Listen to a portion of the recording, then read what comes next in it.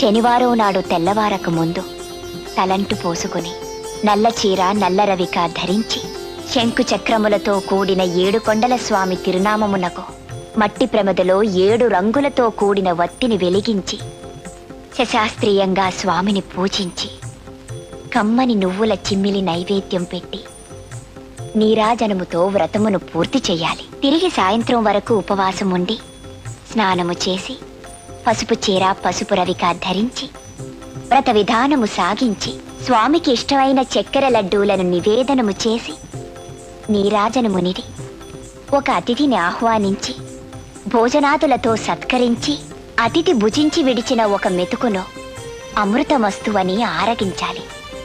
అప్పటికి ఆనాటి శనివార వ్రతం పూర్తవుతుంది.